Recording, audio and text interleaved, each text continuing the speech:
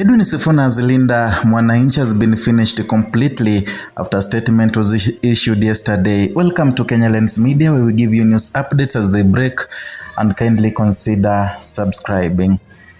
Now, on March 4th, 2026, a pivotal session was held at Parliament Building to ratify ODM's cooperation with President William Ruto's administration while countering the influence of the Linda Mwananchi faction.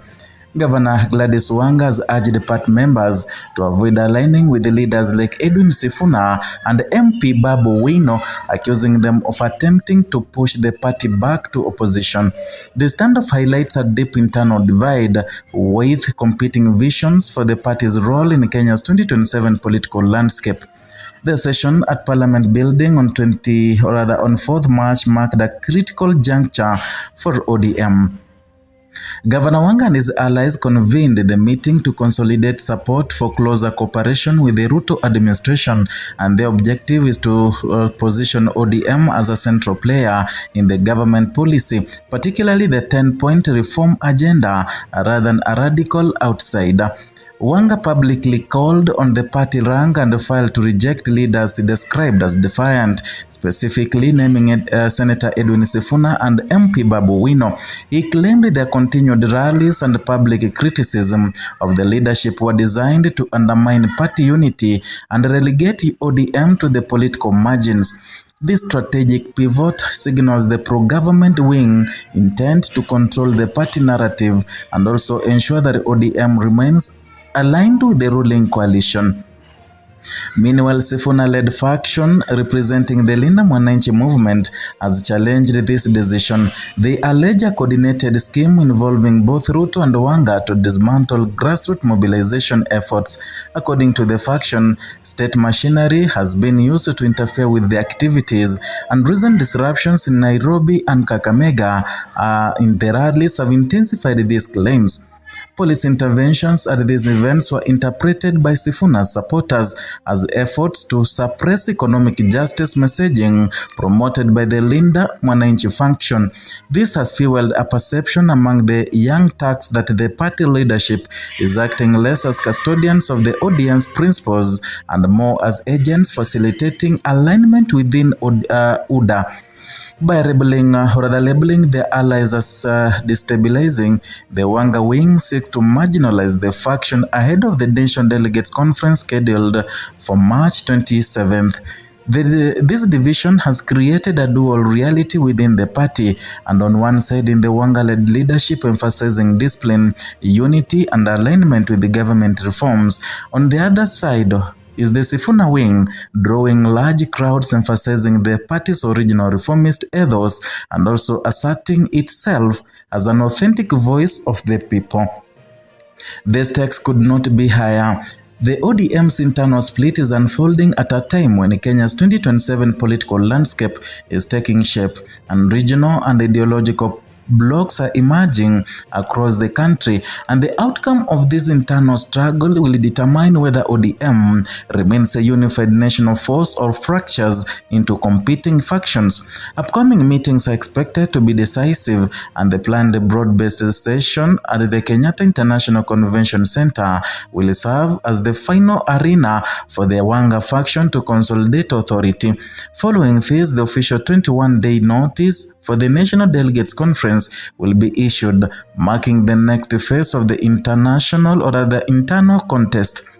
Observers note that the tension between pro-government alignment and reformist grassroots mobilization reflects broader questions about party identity in Kenya. The Linda Mwananchi faction has built a base by advocating economic justice and maintaining a visible presence in urban centers. They argue that ODM's original mission is at risk, and if the party fully merges or aligns with the ruling UDA, pro-government leaders counter that cooperation is necessary to influence national policy, gain access to resources, and maintain relevance. This ideological clash has manifested in public confrontations, online campaigns, and contrasting narratives around recent rallies. And for the rank and file, the dual messaging is creating confusion, and members are now forced to navigate competing directives from leaders and grassroots influencers. Local leaders express concern that divisions could undermine party cohesion and ahead of the next general election. And at the national level, political analysts also view this as a critical moment for ODM's future. A fractured party could lose bargaining power in coalitions, struggle with the candidate nominations, and face voter uncertainty. Conversely, a unified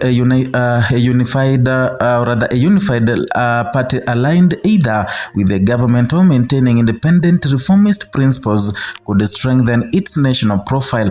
Security agencies and state institutions have been drawn into the debate, whether internationally or as part of the standard crowd management, adding another layer of complexity. The perception of state interference has intensified the conflict between the Wanga and the Sifuna wings. The upcoming National Delegates Conference represents a potential turning point, and decisions taken there will not only set the party's 2027 strategy, but also clarify leadership legitimacy. Attendance and voting outcomes are expected to determine which faction can claim to represent ODM's authentic vision. Meanwhile, grassroots mobilization continues across key regions, with both sides engaging supporters, organizing rallies, and promoting contrasting narratives. The Wanga-led faction emphasizes the necessity of party discipline and cooperation with national reforms. The Sifuna-led faction continues to assert the need to protect the party's reformist legacy and resist complete alignment with the UDA. Political commentators note that these internal battles are a microcosm of Kenya's wider political realignment. They highlight how national parties are negotiating between ideology, strategic alliances, and electoral survival. For ordinary citizens, the implications are significant. The direction ODM chooses could influence policy priorities, governance approaches, and coalition dynamics in 2027. Observers also point to the potential risks of deepening divisions, including voter alienation, regional fragmentation, and loss of party identity. At the same time, the intensity of this debate shows ODM remains a key player in shaping Kenya's political future. The battle between the Wanga and Sifuna wings underscores larger question: can the party maintain unity while balancing grassroots energy with strategic government engagement? The upcoming 21-day notice and National Delegates Conference will offer clarity, and what happens in the next few weeks will likely define whether ODM survives a national party or fractures into competing blocs with distinct regional and ideological loyalties. For party members, leaders, and voter alike, the stakes are profound, and the ODM's approach to internal decent alignment with the government initiative, the grassroots engagement will shape its relevance and in Kenya's political arena. As the 2027 elections approach, this internal contest may well determine the party's strength, influence, and survival. In the heart of ODM, two visions collide, and the outcome of this struggle will decide whether the party moves forward united or fractures under the weight of competing ambitions. That is all for today from Kenya Lens Media, and kindly if you are new here, consider subscribing as a way of motivating us and also helping grow this platform. This is where you get news updates from Kenya and beyond.